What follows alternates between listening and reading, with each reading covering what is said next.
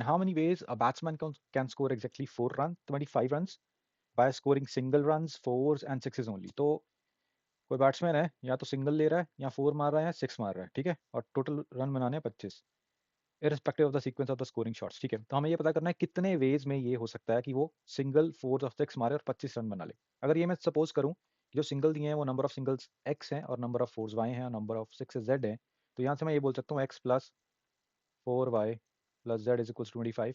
ठीक है, सिंपल सी इक्वेशन है। ठीक है, अब मैं क्या करूंगा, अब मैं केसेस बनाने शुरू करूंगा। जैसे यहाँ से अगर आपसे पूछूं कि मैक्सिमम सिक्स कितने मार सकता है, वो है 4, और मैक्सिमम फोर कितने मार सकता है, वो है 6, है ना। सिक्स फोर जा, यहाँ पे सिक्स फोर जा 24, एक सिंगल आया होगा। उसी तरह यहाँ पे अगर फोर मैं बोलूँ कि सारे के सारे फोर ही मारे होंगे उसने, तो सिक्स फोर जा 24 और एक सिंगल लिया होगा।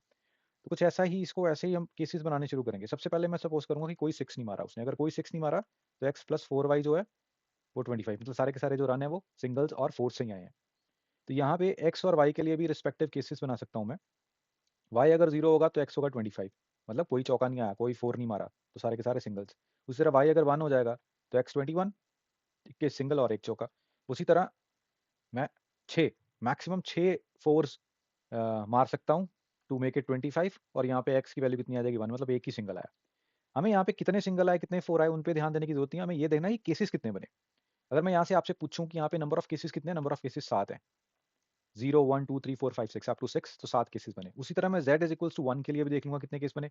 z इज इक्वल्स टू 1 का मतलब क्या है कि कितने रन, 6 से आए 6 रन, 6 रन।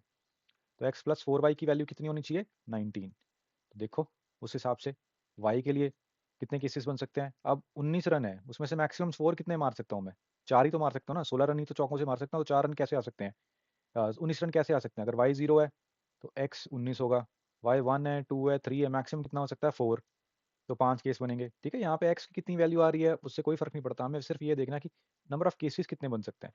उसी तरह z अगर 2 होगा तो x प्लस फोर वाई आपका आ जाएगा 13। तो y यहाँ तो 0 हो सकता है, y 1 हो सकता है, y 2 हो सकता है, y 3 भी हो सकता है, पर y 4 नहीं होगा क्योंकि यहाँ पे मैक्सिमम रन ही 13 है, तो 12 रन मेरे चौकों से आ सकते हैं।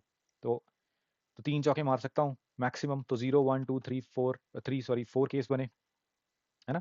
उसी तरह z इज इक्वल टू 3 के लिए x प्लस फोर वाई आपका कितना आ जाएगा 7। तो जैसे ये 7 आ गया तो मेरे को पता है कि y यहाँ तो 0 हो सकता है, y यहाँ तो 1 हो सकता है। तो यहाँ पे कितने केस बने, 2 केस बने। Last z is equals to 4, जब 4 छक्के मारे होंगे उसने, तो x प्लस फोर वाई, यहाँ पे एक ही बचेगा। तो एक बचने का मतलब क्या है, y 0 ही रहेगा और x क्या होगा 1। y 0 रहने का मतलब कि एक ही केस है, एक ही ऐसा केस सकता है कि 4 छक्के मारे हो और एक सिंगल लिया हो। तो देख लो नंबर ऑफ केसेस कितने बने, 7 5 12 4 16 2 18 और एक 19, ऑप्शन नंबर बी। ठीक है, इस तरह से ऐसे क्वेश्चंस को आप सीधा सीधा केसेस बना के नंबर ऑफ केसेस बना के नंबर ऑफ केसेस काउंट करके इनका आंसर कर सकते हो।